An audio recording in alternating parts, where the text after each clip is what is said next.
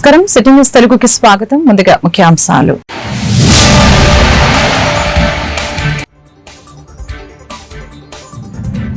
కుప్పంలో సీఎం చంద్రబాబు పర్యటన, vision document విడుదల, ప్రతి ఇంటికి పారిశ్రామికవేత్త ఉండాలని పిలుపు.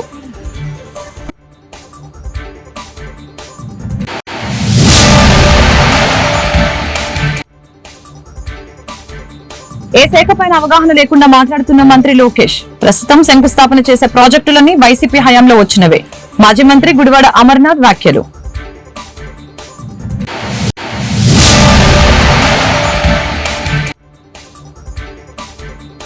రాష్ట్రంలో బిల్డర్లకు ఇబ్బందులు లేకుండా చర్యలు, సమస్యల పరిష్కారానికి ప్రత్యేక కమిటీ ఏర్పాటు.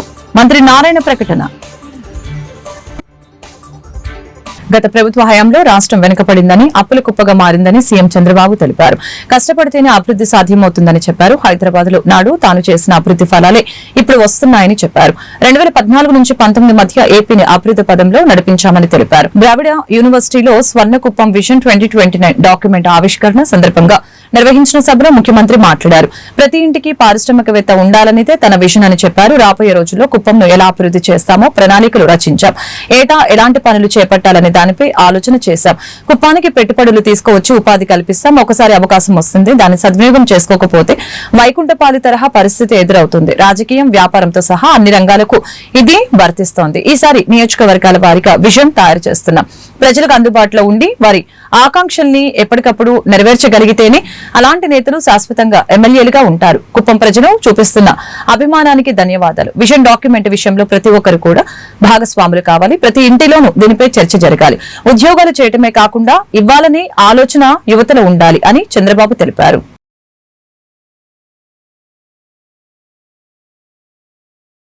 నేను 2024 ఎన్నికైన తర్వాత మొదటిసారి వచ్చాను, రెండోసారి ఇప్పుడు వస్తున్నాను. దగ్గర ఈ ప్రభుత్వం వచ్చి, కొత్త ప్రభుత్వం ఎన్డీఏ ప్రభుత్వం వచ్చి తెలుగుదేశం ఆధ్వర్యంలో 7వ నెల. అదే సమయంలో ఎన్నికల్లో మీరందరూ అనేక ఆస్పిరేషన్స్ పెట్టుకున్నారు. 3 పార్టీల్లో ఉండే కార్యకర్తలు గాని, ప్రజలు గాని, యువత గాని అందరూ కూడా అనేకమైన ఆస్పిరేషన్స్ పెట్టుకున్నారు. దానికి కూడా కారణం మనం చూస్తే 5 సంవత్సరాలు ఈ రాష్ట్రంలో ఒక విధ్వంస పాలన జరిగింది. వ్యవస్థలన్నీ కూడా విధ్వంసం చేసే పరిస్థితికి వచ్చారు. రాష్ట్ర ఆర్థిక పరిస్థితిని చిన్నాభిన్నం చేశారు.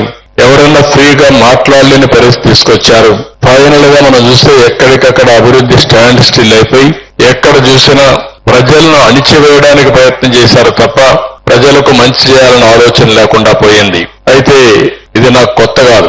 ఈ నియోజకవర్గం నుంచి ఎమ్మెల్యేగా నేను ఎక్కడున్నా కుప్పం ఎమ్మెల్యేని. ఈ ఉద్యోగాలు నేను చాలా స్పష్టంగా ఉన్నాను. ప్రతి ఒక్కరికి పని కల్పించాలి. చేతి నిండా పని ఉంటే మీ ఆరోగ్యం చాలా బాగుంటుంది. పని లేకపోతే లేనిపోని ఆలోచనలు వచ్చి, లేనిపోని లా అండ్ ఆర్డర్ సమస్యలు క్రియేట్ చేసి, సమాజానికి ఒక ఆస్తిగా ఉండవలసిన వ్యక్తులు సమాజానికి ఒక సవాలుగా కూడా తయారయ్యే పరిస్థితి వస్తుంది. అందుకని ఎంప్లాయ్మెంట్ అందరికీ ఏదో పని క్రియేట్ చేయడం ఈ ప్రభుత్వం యొక్క బాధ్యత.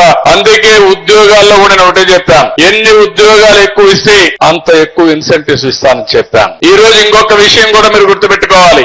వర్క్ ఫ్రం హోమ్ వచ్చింది, నైబర్హుడ్ వర్కింగ్ వచ్చేసింది. ఇంట్లో గాని సరిగా లేకపోతే పక్క ఇంట్లో మంచి రూమ్ ఉంటే అక్కడ ఒక 5 మంది కూర్చొని పనిచేసే పరిస్థితికి వచ్చారు. ప్రపంచంలో చాలా కంపెనీలు వాళ్ళ ఖర్చులు తగ్గించుకోవడానికి వర్క్ ఫ్రం హోమ్ ని, నైబర్హుడ్ ని ప్రోత్సహిస్తున్నారు. దీంట్లో ఇంకొక స్టెప్ ముందుకెళ్లి నేనైతే ఏదైతే వర్క్ స్టేషన్స్ క్రియేట్ చేసి నెలలో 10 రోజులు అక్కడ పనిచేసి 20 రోజులు ఇంటి దగ్గర పనిచేస్తే 10 మందితో కలిసినప్పుడు మీకు ఒక నమ్మకం వస్తుంది. మీకు స్కిల్ డెవలప్మెంట్ కూడా చేయడానికి అవకాశం వస్తుంది. ఈ 2 విషయాలు కూడా పెట్టాం. ఇంకో పక్కన కో వర్కింగ్ స్పేస్ అని పెద్ద కంపెనీలన్నీ వస్తున్నాయి. వాళ్ళకు కూడా చెప్పారు బెస్ట్ ఇన్సెంటివ్స్ ఇస్తారని. చదువుకున్న ప్రతి ఒక్కరికి ఇంట్లో కూర్చొని గాని. వైఎస్ఆర్సీపీ హయాంలో వచ్చిన ప్రాజెక్టులు తమ ప్రభుత్వంలో వచ్చినట్లు టీడీపీ నేతలు చెప్పుకుంటున్నారని మాజీ మంత్రి గుడివాడ అమర్నాథ్ ఆరోపించారు. రాష్ట్రంలో ఏ శాఖ మీద అవగాహన లేకుండా నారా లోకేష్ సకల శాఖల మంత్రిగా తయారయ్యారని ఎద్దేవా చేశారు.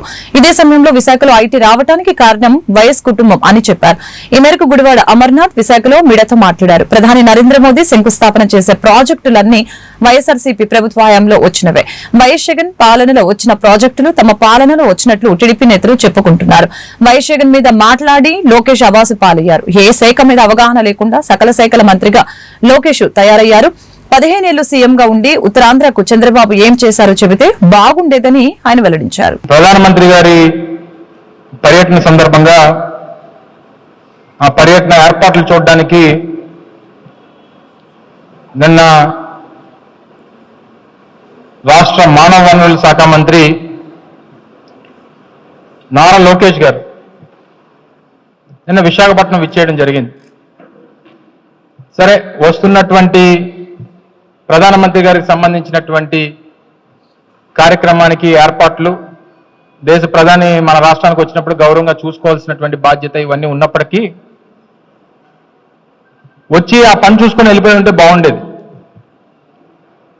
కానీ జగన్మోహన్ రెడ్డి గారి ప్రభుత్వం మీద, గత ప్రభుత్వం మీద, వారి నిర్ణయాల మీద లేనిపోయినటువంటి ఆరోపణలు, రాజకీయ ప్రసంగాలు, రాజకీయ విమర్శలు చేసి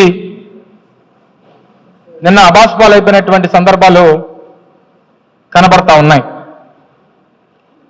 వాస్తవానికి రాష్ట్రంలో సకల శాఖ మంత్రిగా, ఏ శాఖ మీద కూడా అవగాహన లేనటువంటి సకల శాఖ మంత్రిగా గడిచినటువంటి 7 నెలలుగా లోకేష్ గారు మంచి పేరు తెచ్చుకున్నారు. మంచి కలెక్షన్ కింగ్గా గడిచినటువంటి 7 మాసాలు రాష్ట్రంలో ఎక్కడ ఏ రకమైనటువంటి దోపిడీ చేయాలి, అన్ని శాఖల్ని ఆయన గుప్పెట్లో పెట్టుకొని ఏ శాఖ నుంచి ఏ రకంగా రాబడి వస్తుందన్నటువంటి దాని మీద ఎక్కువ శ్రద్ధ పెట్టినటువంటి వ్యక్తిగా పేరుగాంచినటువంటి సందర్భాలు మనం చూసాం. అయితే నిన్న వారు చేసినటువంటి ఆరోపణలు, కొన్ని ప్రధానమైనటువంటి ఆరోపణలు, వాటికి సమాధానాలు మీ ద్వారా ప్రజలకు చెప్పాలన్నటువంటి ఉద్దేశంతో మీ ముందుకు రావడం జరిగింది. వారు చేసినటువంటి ప్రధానమైనటువంటి ఆరోపణ ఏంటంటే, ఉత్తరాంధ్రకి జగన్మోహన్ రెడ్డి గారు చేసింది ఏంటి, ఆయన ఏమీ చేయలేదు, గడిచినటువంటి 5 సంవత్సరాలుగా జగన్మోహన్ రెడ్డి గారి పాలనలో ఉత్తరాంధ్రకి ఏమి మీరు చేశారన్నటువంటి విషయాన్ని వారు అడగడం జరిగింది. ఎక్కడి నుంచి, శ్రీకాకుళం నుంచి పాయకరావుపేట వరకు మొదలు పెట్టమంటారా, లేదా పాయకరావుపేట నుంచి శ్రీకాకుళం వరకు మొదలు పెట్టమంటారా? గతంలో 15 సంవత్సరాలు మీ తండ్రి గారు ఉమ్మడి రాష్ట్రానికి 10 సంవత్సరాలు, రాష్ట్ర విభజన జరిగిన తర్వాత 5 సంవత్సరాలు, 15 సంవత్సరాలు మొన్న వచ్చినటువంటి అధికారానికన్నా ముందు 3 పర్యాయాలు ఈ రాష్ట్రానికి ముఖ్యమంత్రిగా చేశారు. గతంలో ఎప్పుడు కూడా ఉత్తరాంధ్రకి ఆయన హయాంలో జరిగినటువంటి కార్యక్రమాలు ఏంటో ఒకసారి చెప్పుంటే మేము మిగిలినటువంటి వాడికి సమాధానం చెప్పేవాళ్ళం. గత ప్రభుత్వ హయాంలో ప్రజలు, బిల్డర్లు అనేక ఇబ్బందులు పడ్డారని, ఇప్పుడు ఆ ఇబ్బందులు లేకుండా చర్యలు తీసుకుంటున్నట్లు పురపాలక శాఖ మంత్రి నారాయణ తెలిపారు. సమస్యలు పరిష్కరించేందుకు కమిటీ వేస్తున్నామని, ఇతర రాష్ట్రాల్లో అమలు చేస్తున్న విధానాలను కమిటీ అధ్యయనం చేస్తుందని చెప్పారు. విజయవాడలో నిర్వహించిన మీడియా సమావేశంలో మంత్రి నారాయణ మాట్లాడారు. అపార్ట్మెంట్లు, లేఅవుట్లలో కొనుగోలు విషయంలో వినియోగదారులు మోసపోకుండా రేరా అన్ని చర్యలు తీసుకుంటుందని చెప్పారు. బిల్డర్లు, వినియోగదారుల మధ్య జరిగిన ఒప్పందాలు సరిగ్గా అమలవుతున్నాయో లేదో చూడాల్సిన బాధ్యత రేరాదేనని మంత్రి తేల్చి చెప్పారు. ఇవాళ వచ్చిన కొన్ని ఫిర్యాదులపై చర్చలు చేపట్టాలని రేరాను ఆదేశించినట్లు తెలిపారు. ఆఫీస్లో ఈరోజు వాళ్ళకి సంబంధించిన ఇబ్బందులు ఏదన్నా ఉంటే డిస్కస్ చేస్తామని 167 అప్లికెంట్స్, అంటే 167 అప్లికెంట్స్ షార్ట్ ఫాల్స్ వేసి ఉండాలి. అంటే వాళ్ళు అప్లై చేసిన దాంట్లో కొన్ని షార్ట్ ఫాల్స్ ఉంటే రేరా అథారిటీ కావచ్చు, రేరా డిపార్ట్మెంట్లో ఉండేవాళ్ళు కావచ్చు, వాళ్ళు షార్ట్ ఫాల్స్ పంపించారు. అయితే వాళ్ళు యాక్చువల్గా కొన్ని కంప్లైంట్స్, కొన్ని షార్ట్ ఫాల్స్ మేము చేసినా అవి సాల్వ్ కావట్లేదని రిప్రజెంటేషన్ అది రావడం జరిగింది. దాని మీద యాక్చువల్గా ఈరోజు 167 మందికి యాక్చువల్గా ఇన్ఫర్మేషన్ ఫోన్ ద్వారా మరియు వాట్సాప్ల ద్వారా ఇన్ఫామ్ చేసాం. అవి టీవీల ద్వారా కూడా తెలియజేసాం. మీరు రండి, దాని మీద డిస్కస్ చేస్తామని. దాదాపు ఒక 30 మంది క్లయింట్స్ వచ్చారు. వాళ్ళలో ఒక 30 మంది ప్లస్ అసోసియేషన్ వాళ్ళు వచ్చారు. Different builder organization, state level, national లెవెల్లో ఉండేవాళ్ళు వచ్చారు. వాళ్ళతో చాలా డీటెయిల్డ్గా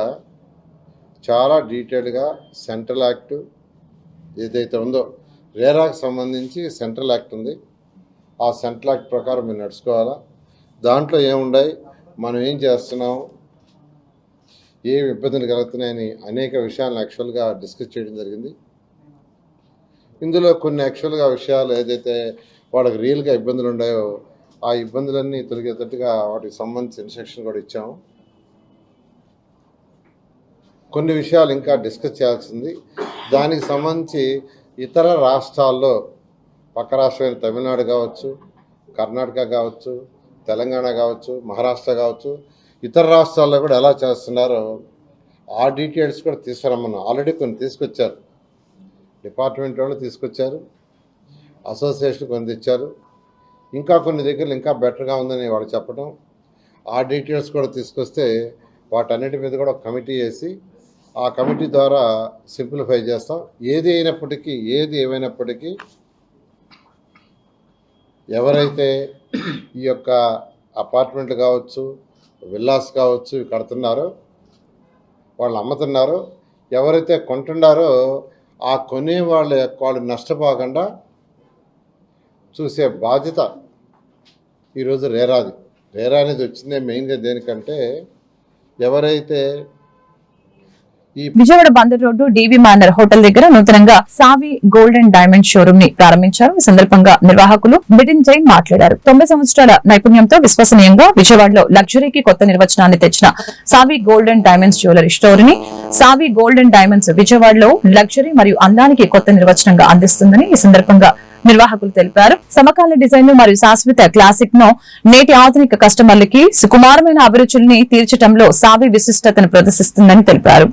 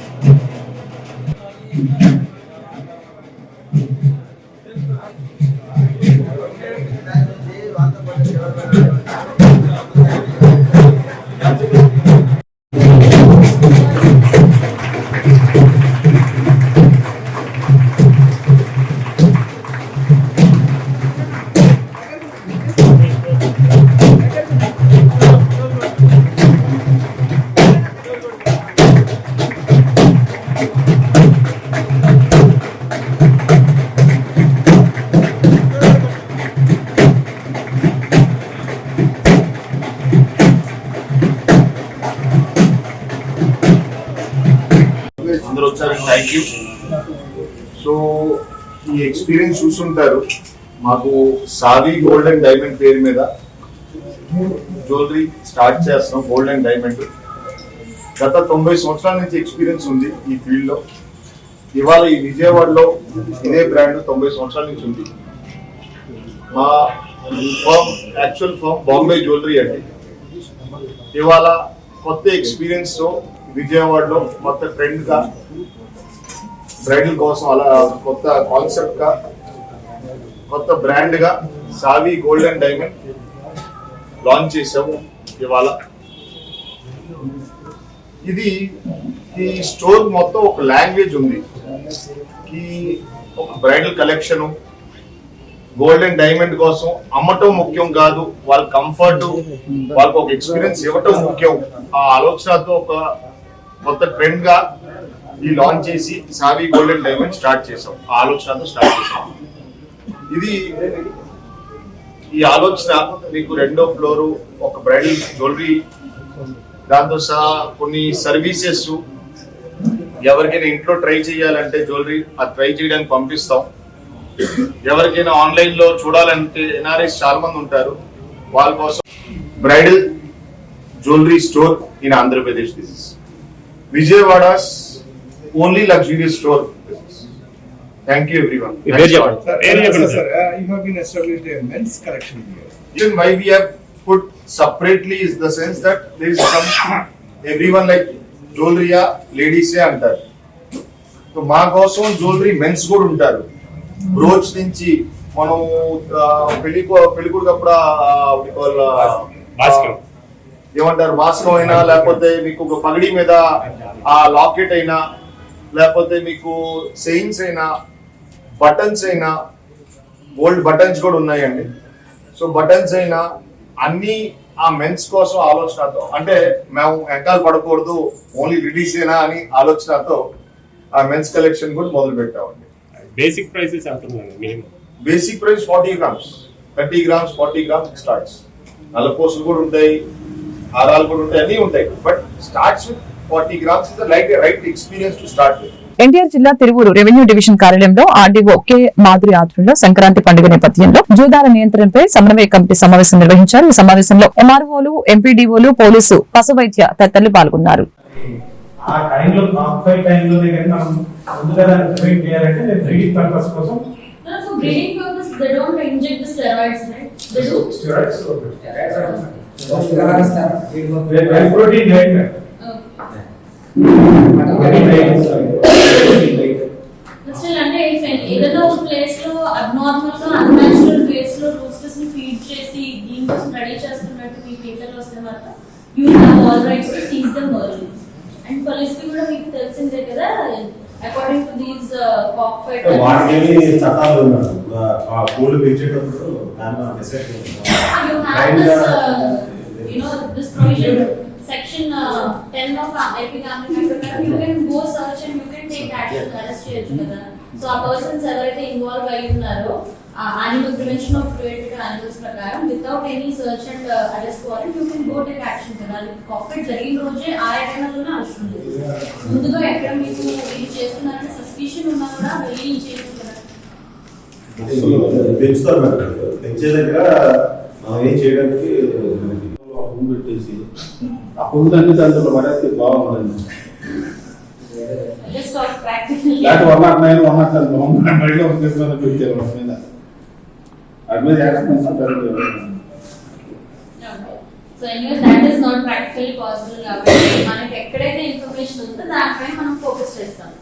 సో మీరు చెప్పినట్టు ఒకవేళ కృష్ణా జిల్లా పెడన నియోజకవర్గం శ్రీ పైడమ్మ అమ్మవారి జాతర మహోత్సవాలు గత నెల డిసెంబర్ 11వ తేదీ నుంచి 25వ తేదీ వరకు నిర్వహించిన పైడమ్మ అమ్మవారి జాతర మహోత్సవాల ముగింపు అనంతరం జనవరి 6వ తేదీన పైడమ్మ అమ్మవారి దేవస్థానం వివిధ ప్రాంతాల్లో అన్నదాన కార్యక్రమానికి 8 కౌంటర్లను నిర్వహించి భక్తులకు 10,000 మందికి అన్నదాన కార్యక్రమాన్ని నిర్వహించడం జరిగింది.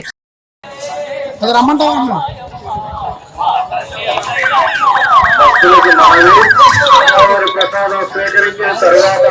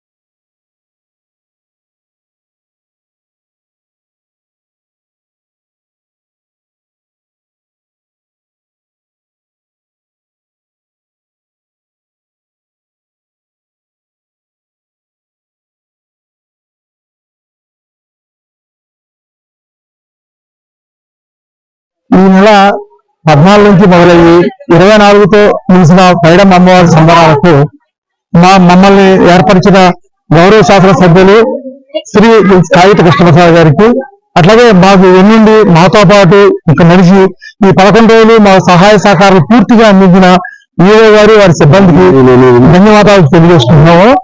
ఈ రోజు జరిగే భారీ అన్నసమానానికి ప్రతి ఒక్క భక్తులు ఇచ్చేసి చక్కగా ఆహారాన్ని స్వీకరించి అమ్మవారి పాత్రకు పాత్రలు అవుతారని తెలుస్తుంది. క్రితం నెల 14న ప్రారంభమైన పైడమ్మ అమ్మవారి ఉత్సవాలు 24తో ముగిసి 25వ తారీఖు ఉయ్యాల సేవతో అక్కడి కార్యక్రమాలు ముగిసిన అనంతరం ఏర్పాటు చేసిన అన్న సమారాధన కార్యక్రమం 5వ తారీఖున జరగాల్సింది కొన్ని అనివార్య కారణంలో 6వ తారీఖు మార్చడం జరిగింది. ఈ రోజున 6వ తారీఖు అయినా సరే జనాలు ఈ సమాచారాన్ని అందుకుని విరివిగా వచ్చి అన్నప్రసాదాన్ని స్వీకరించవలసిందిగా కమిటీ తరఫున తెలియజేస్తున్నాం. జై శ్రీరామ్. పైడమ్మ తల్లికి జై. అవసరం నా పేరు రంగయ్య. ఇక్కడ 14వ తారీఖు నుంచి 24వ తారీఖు వరకు జరిగిన పైడమ్మ తల్లి ఉత్సవాల సందర్భంగా అధికారులు, మున్సిపల్ అధికారులు కానీ, పోలీసు వారు కానీ, ఎండోమెంట్ అధికారులు, ఈవో గారు ఆ ఈవో గారి వ్యూహంతో చాకచక్యంగా పోలీసు వారు, మున్సిపాలిటీ వారు సంబరాలు చాలా దిగ్విజయంగా జరపడం జరిగింది. అదే నేపథ్యంలో ఇప్పుడు 5వ తారీఖుని బట్టి అన్న సమారాధనని 6వ తారీఖు మార్చడం జరిగింది. ఫ్లైఓవర్ నిర్మాణంలో భాగంగా గుడివాడ పట్టణంలో కోతిబొమ్మ సెంటర్ వద్ద 4 దశాబ్దాల నుంచి ఉన్న అంబేద్కర్ విగ్రహానికి నేషనల్ హైవే వారు త్వరలో తొలగించనుండటం పట్ల దళిత సంఘాల నాయకులు నిరసన వ్యక్తం చేశారు. ఈ రోజు దళిత సంఘాల నాయకులు గుడివాడ ఆర్డీఓ బాలసుబ్రహ్మణ్యానికి వినతి పత్రాన్ని అందజేయడం జరిగింది. అలాగనే ఈ సందర్భంగా వారు మీడియాతో మాట్లాడారు. ముందు భాగంలో తల కేటాయించి ఆ విగ్రహాన్ని నిర్మాణం చేయాలని మా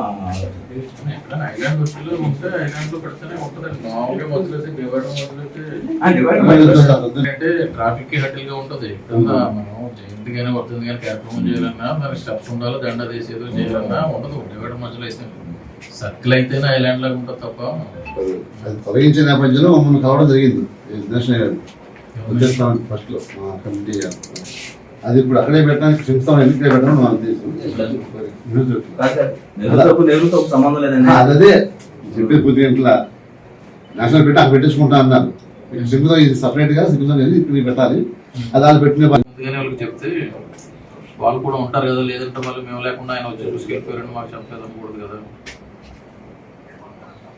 రేపు ఎన్ని గంటలకు వస్తారు? రేపు 10:30 అలా వస్తారట. ఓకే అండి, అయితే తొందరగా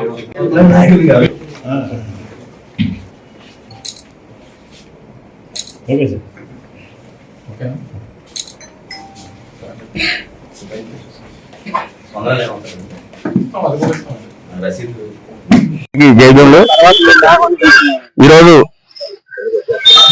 మన గుడివాడ రెవెన్యూ డివిజన్ అధికారి గారికి వినతి పత్రం సమర్పించడం అయింది. ఈ సందర్భం ఏంటంటే 1990లో మన గుడివాడ పట్టణ స్థానిక కోటిబొమ్మ సెంటర్ నందు బాబాసాహెబ్ అంబేద్కర్ విగ్రహం నిర్మించడం జరిగింది. ఆ విగ్రహాన్ని మరి ఈరోజు flyover bridge, railway flyover bridge కింద నిర్మాణంలో భాగంలో ఆ విగ్రహాన్ని తొలగించడానికి మరి బ్రిడ్జి యాజమాన్యం ప్రయత్నాలు జరుగుతున్నాయి. ఈ సందర్భంగా మరి ఆ తొలగించే విగ్రహాన్ని ఆ బ్రిడ్జి ఎక్కే ప్రాంతాల్లో స్థలం కేటాయించి వాళ్ళ సొంత పూచీకత్తుతోనే ఆ నిర్మాణ బాధ్యత కూడా వాళ్ళే తీసుకుని నిర్మాణం చేయాలని చెప్పేసి ఆర్డీఓ గారికి వాళ్ళ వినతిపత్రం సమర్పించడమైంది. మరీ ముఖ్యంగా ఏంటంటే బాబాసాహెబ్ అంబేద్కర్ గారు మరి ఈ దేశంలో అందరి వాడు, ప్రజలందరి వాడు, స్వేచ్ఛ, సమానత్వం, సౌరతత్వంతో కూడినటువంటి ఒక సిద్ధాంతకర్త అయిన బాబాసాహెబ్ అంబేద్కర్. మరి బాబాసాహెబ్ అంబేద్కర్ యొక్క ఆలోచనని, బాబాసాహెబ్ అంబేద్కర్ యొక్క విగ్రహాలని ఈ రోజు ఆర్డీఓ గారి దగ్గరికి వినతి పత్రం ఇవ్వడం అనేది జరిగింది. నేషనల్ హైవే అంబేద్కర్ బొమ్మ తీసే క్రమంలో అంబేద్కర్ బొమ్మని ఒక ఫినిషింగ్ చేసి నేషనల్ హైవే వాళ్ళు చుట్టూ ఓ పార్కింగ్ లాగా వదిలి ఆ నేషనల్ హైవే వాళ్ళకి మేమంతా రుణపడిపోయి ఉంటామని నేషనల్ హైవే వాళ్ళకి, ఆర్డీఓ వారికి, ప్రభుత్వ వారికి జై భీమ్ తెలుసుకోవాలి. అందరికీ జై భీమ్. ఈరోజు గుడివాడలో ఆర్డీఓ గారికి వినతి పత్రం అందించడం జరిగింది.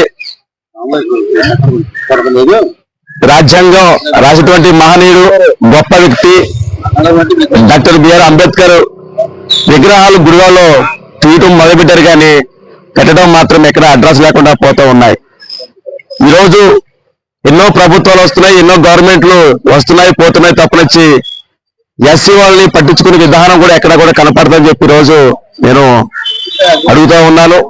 మా కూటమి ప్రభుత్వం వచ్చిన తర్వాత నెహ్రూ చౌక్ లో కూటమి ఎమ్మెల్యే గారు వెనిగెళ్ల రాము గారు విగ్రహం పెడతామని చెప్పి ఎలక్షన్ ముందు హామీ ఇవ్వడం జరిగింది. హామీ ఇచ్చి దాదాపు ఆయన గెలిచారు, సంవత్సరం ముగుస్తూ వస్తుంది, కానీ ఇప్పటి వరకు కూడా అంబేద్కర్ విగ్రహం అనే మాట వాళ్ళ నోటంట కూడా రావట్లేదు. దీనికి మేము చాలా ఖండిస్తూ ఉన్నాము. ఎందుకంటే హామీ ఇచ్చిన ప్రతి ఒక్కరు కూడా చాలా ప్రజలు ఆయన మీద ఆధారపడి ఉన్నారు. ఆయన అమెరికాని వచ్చారు, గుడివాడ పట్టణాన్ని మారుస్తారు, ఏదో చేస్తారని చెప్పి ఆశించి ఆయన గెలిపించారు, కానీ ఆ నమ్మకాన్ని ఆయన నిలబెట్టుకోలేకపోతున్నారు. కనుక వెనిగెళ్ల రాము గారు కూటమి ఎమ్మెల్యే దయచేసి నెహ్రూ చౌక్ లో ఆల్రెడీ శంకుస్థాపన విధి నిర్వహణలో భవనంపై నుంచి పడి చనిపోయిన తాపీ కార్మికుడికి న్యాయం చేయాలంటూ భవన నిర్మాణ కార్మికులు ధర్నా చేపట్టారు. స్థానిక ప్రభుత్వ ఏరియా ఆసుపత్రి గుడివాడలో ప్రధాన గేటు వద్ద భవన నిర్మాణ కార్మికులు చనిపోయిన తాపీ మేస్తి పసుపులేటి కుమార్ కి న్యాయం చేయాలంటూ నినాదాలు చేశారు. బిల్డింగ్ వర్కర్స్ ఇతర నిర్మాణ కార్మికులందరూ కలిసి ఈ రోజున పసుపులేటి నరేష్ నిన్న 5వ తారీఖున 4 గంటలకి ఎలుగుబడిలో పనిచేస్తూ ఉండగా పైన నుండి జారిపోయి పడిపోవడం జరిగింది. దానికి సంబంధించి ఇప్పుడు అసలు న్యాయం చేసేది ఏమీ లేదు. ప్రభుత్వాల నుండి వస్తున్నాయిగా అవి తీసుకొని సర్దు పెట్టుకున్న పరిస్థితుల్లో ఈ రోజున మాట్లాడుతూ ఉన్నారు. మిత్రులారా, మన భవన నిర్మాణ కార్మికులు గమనించాలి, ఇక్కడ ప్రభుత్వం కూడా గమనించాలి. ప్రభుత్వం నుండి వచ్చే భవన నిర్మాణ కార్మికుల సంక్షేమ బోర్డు ఏదైతే ఉందో ఆ బోర్డు ఇంతవరకు కూడా వైఎస్ఆర్ ప్రభుత్వం అధికారంలోకి వచ్చిన తర్వాత 12-14 మెమో ఇచ్చి ఆఫ్ చేయడం జరిగింది. ఆ రోజు నుండి కూడా ప్రతి ఒక్క భవన నిర్మాణ కార్మికుడు చనిపోయినా గానీ వాళ్ళకే సంఘాల నుండి ఏమీ వర్తించిన పరిస్థితి కూడా లేదు. ఇప్పుడు ఈ నరేష్ అనే కుటుంబం వచ్చేసరికి 2 చిన్నపిల్లలు, ఆడపిల్ల మగపిల్లడు ఉన్నాడు. వాళ్ళ సంఘం అండి. ఇక్కడ గుడివాడలో మా కార్మికులు ఒక అతను దద్దరిపాడులో పడిపోయి చనిపోవడం జరిగింది. మరి ఆ కార్మికుడి కుటుంబానికి కానీ కార్మికుడికి కానీ న్యాయం చేయమని మనం ఇంటి యజమాని కోరాము సంఘం తరఫున. కోరితే వాళ్ళు ఏమాత్రం కూడా స్పందించట్లేదు. మాకు ఈ కార్మికుడికి న్యాయం జరగాలని మేము పదే మనం నిరసన చెబుతున్నాము. మా కార్మికుడి గవర్నమెంట్ దగ్గర నుంచి కానీ ఇంటి యజమాని దగ్గర నుంచి కానీ మాకు అసలు న్యాయం జరగట్లేదు. దయచేసి మాకు గవర్నమెంట్ మాకు న్యాయం చేయాలని కోరుతున్నాం. మా సంఖ్యా బోర్డులో నుంచి కూడా చనిపోయిన కార్మికుడికి ఏమన్నా సహాయం చేయమని అడుగుతున్నాం సంఖ్యా బోర్డులో నుంచి. అట్లాగే యజమాని దగ్గర నుంచి కూడా మాకు న్యాయం జరగాలని కోరుకుంటూ తాలూకా బిల్డింగ్ వర్కర్స్ యూనియన్ నుండి కార్మికులంతా కూడా ఐక్యతగా ఇక్కడ ఒక చిన్న పసుపులేటి నరేష్ అనేటువంటి కుర్రాడు చనిపోవడం జరిగింది. అందుచేత అతనికి మరి జీవితాంతం పోషించే శక్తి అతనికి ఉన్నటువంటి వ్యవహారంలో బిల్డింగ్ నుంచి పడిపోయినటువంటి యజమాని నాయకులు మరి స్పందించి అతని యొక్క ఆశయాలను మరి ఆ కుటుంబం ముందు భవిష్యత్తులో ఎట్లా బ్రతకాలనే ఉద్దేశంతో గమనించి వాళ్ళు కోరిన అటువంటి కొద్దిగా న్యాయం చేసి వాళ్ళకి న్యాయం చేస్తారని మరి యూనియన్ తరఫున మేము అంతా కూడా ఇక్కడ కూర్చుని అందరిని మరి విమర్శించి అడుగుతూ ఉన్నాము. కావున అందరూ కూడా కలిసి ఆ యొక్క యజమాని స్పందించి ఈ చనిపోయినటువంటి వారికి న్యాయం చేయాలని హృదయపూర్వకంగా కోరుకుంటున్నాం.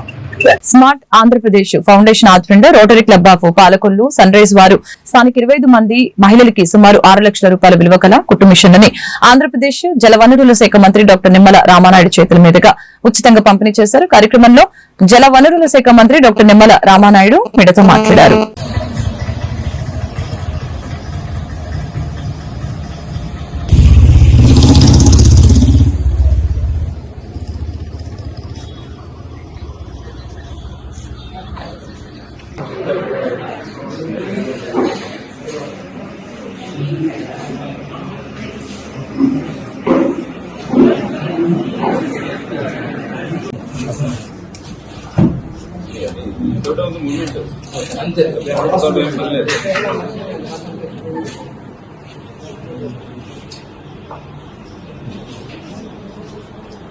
అదే వెళ్ళిపోతుంది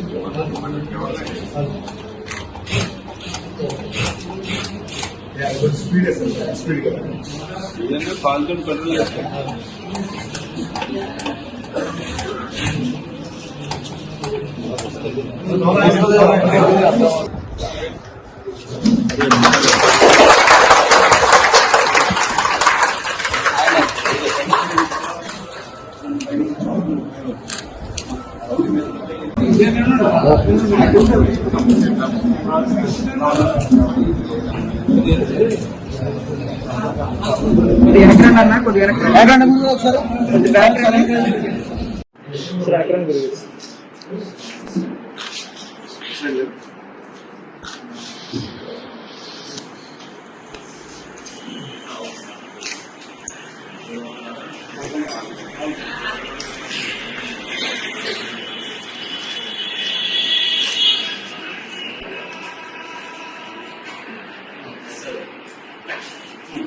రోటరీ క్లబ్ ఆఫ్ పాలకొల్లు, అదేవిధంగా స్మార్ట్ ఆంధ్రప్రదేశ్ ఫౌండేషన్ వారి ఆధ్వర్యంలో ఉచితంగా హై స్పీడ్ మిషన్ల పంపిణీ, ఉచిత పంపిణీ సందర్భంగా ఏర్పాటు చేసినటువంటి ఈ యొక్క కార్యక్రమంలో రోటరీ క్లబ్ మన డిస్ట్రిక్ట్ గవర్నర్ గారు రావుని సుబ్బారావు గారు దత్తు గారికి, అదేవిధంగా ఇంకా వేదికను అలంకరించినటువంటి పవన్ గారికి, నరేష్ గారికి, మండల ప్రసాద్ గారికి, ఇంకా వేదిక మీద పెద్దలకు, ఇక్కడ విచ్చేసినటువంటి రోటరీ క్లబ్ మెంబర్స్ కు, బెనిఫిషియర్స్ కు అందరికీ కూడా ముందుగా నా హృదయపూర్వకమైన నమస్కారాలు మీ అందరికీ కూడా తెలియజేసుకుంటూ, ఈరోజు చాలా సంతోషం. ఎందుకంటే మహిళా సాధికారత నారా చంద్రబాబు నాయుడు గారు ఒకటే మొదలైంది. ఈ సమాజంలో సగానికి మహిళలున్నారు, జనాభాలో సగం మహిళలున్నారు.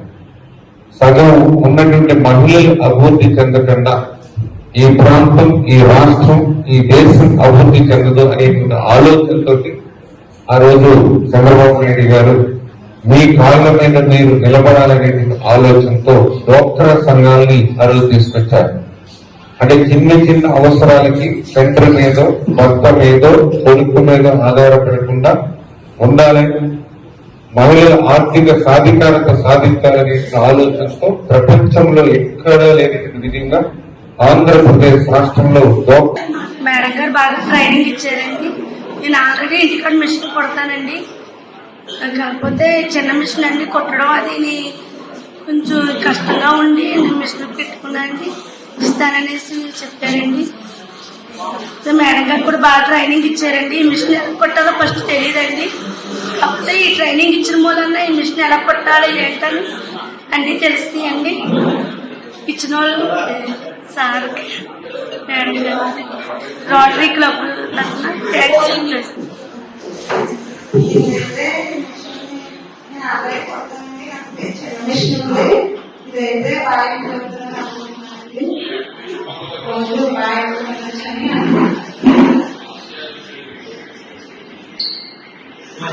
చెప్తారు మీరు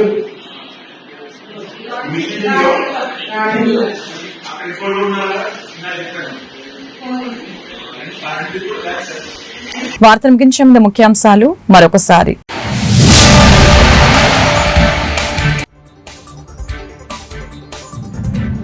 కుప్పంలో సీఎం చంద్రబాబు పర్యటన, విజన్ డాక్యుమెంట్ విడుదల, ప్రతి ఇంటికి పారిశ్రామికవేత్త ఉండాలని పిలుపు.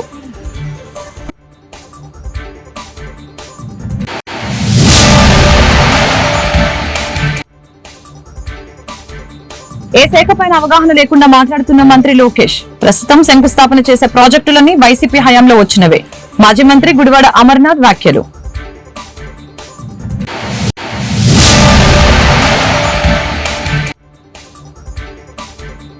రాష్ట్రంలో బిల్డర్లకు ఇబ్బందులు లేకుండా చర్యలు, సమస్యల పరిష్కారానికి ప్రత్యేక కమిటీ ఏర్పాటు, మంత్రి నారాయణ ప్రకటన. ఈ వార్తలు ఇంతటితో సమాప్తం. మరొక బులెటిన్ మళ్ళీ కలుద్దాం. నమస్కారం.